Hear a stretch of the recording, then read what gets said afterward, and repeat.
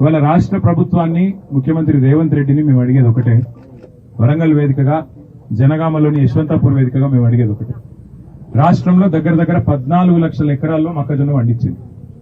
14 లక్షల ఎకరాల్లో ఇవాళ వచ్చిన మరి విత్తనాలు కానీ ఇంకోటి కానీ దానివల్ల దిగుబడి కూడా బ్రహ్మాండంగా వచ్చింది. ఒక్కొక్క రైతు దగ్గర దగ్గర 40 క్వింటాలు పండించిన పరిస్థితి ఒక ఎకరానికి.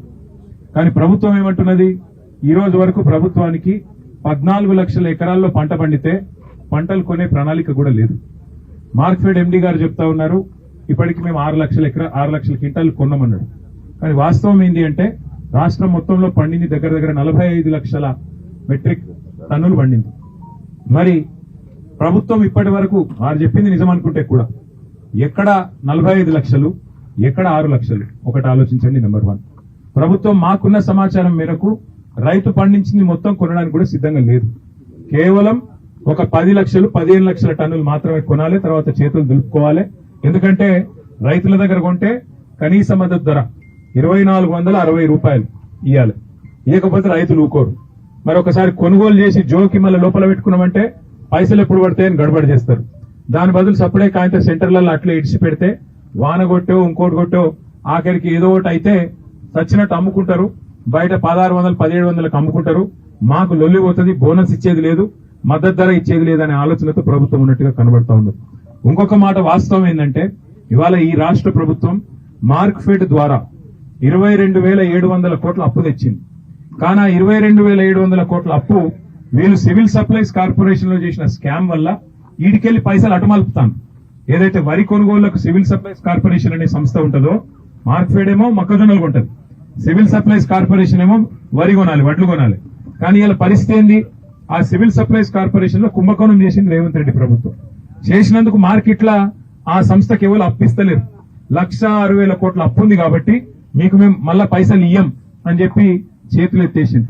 మరి ఏం చేయాలి, వడ్లు పండించిన వాళ్ళు ఎక్కువ ఉన్నారు కాబట్టి మార్క్ఫెడ్ ద్వారా పైసలు తీసుకొని లోన్ తీసుకొని ఈ పైసలు అటుమలిపి మొత్తానికి ఏదో కొన్ని రోజులు టైం పాస్ చేద్దామనే ఆలోచనలో ప్రభుత్వం ఉన్నది. నేను చెప్పేది తప్పైతే వ్యవసాయ శాఖ మంత్రి గాని రాష్ట్ర ప్రభుత్వంలో ఉన్న బాధ్యత గల మంత్రులు గాని నేను చెప్పింది తప్పని రుజువు చేయాలని చెప్పి నేను సవాల్ చేస్తున్నా. ఇంకొక మాట కూడా ప్రభుత్వానికి మేము హెచ్చరిస్తా ఉన్నాం. సరిగ్గా 4 ఏళ్ల కిందట రాహుల్ గాంధీ గారు ఇదే వరంగల్ గడ్డ మీద రైతు డిక్లరేషన్ అని చెప్పి మీటింగ్ పెట్టిండి. ఇక్కడికి వచ్చి అందులో 34 హామీలు ఇచ్చిండు. మద్దతు ధర ఇస్తాం, బోనస్ ఇస్తాం, 15,000 రైతు బంధు ఇస్తాం.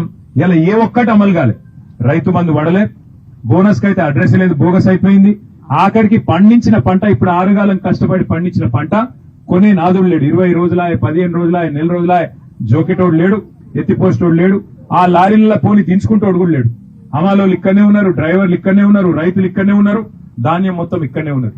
అందుకే ఈ రాష్ట్ర ప్రభుత్వాన్ని మేము అడిగేది, మీకేమైనా సిగ్గు లజ్జ ఉంటే మీరు రైతు బంధు ఎట్లా వేయరు మాకు తెలుసు.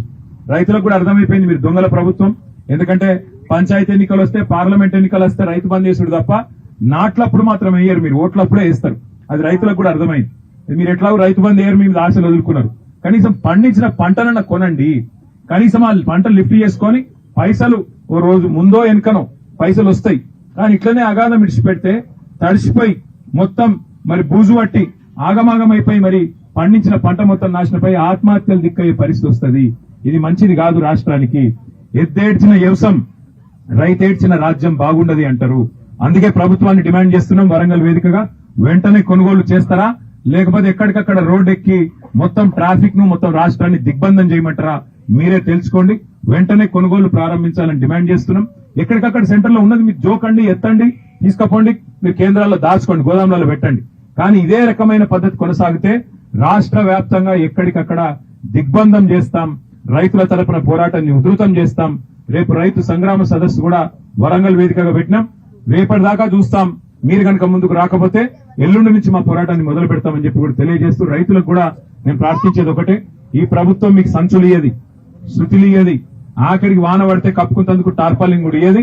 ఇక మనమే దేవునికి మొక్కాలి, మనమే తెచ్చుకోవాలి, మనం పండించిన పంటను మనమే కాపాడుకోవాలి. కానీ తప్పకుండా మీ తరఫున కొట్లాడుతందుకు కేసీఆర్ సార్ ఉన్నాడు, ఇక్కడ జనగామలో పల్లరాజేశ్వర రెడ్డి సార్ ఉన్నాడు. అందరం కలిసి రోడ్ ఎక్కుతాం, అందరం కలిసి మీకోసం కొట్లాడతాం. మీరు రంది పెట్టుకోకండి, పంటలు కొనిపిస్తాం, తప్పకుండా పైసలు ఇప్పిస్తాం. అది మా బాధ్యత. ధైర్యంగా ఉండండి, కాకపోతే ఒక రోజు ముందో వెనుకనో జర ధైర్యంగా ఉండాలని చెప్పి కోరుతూ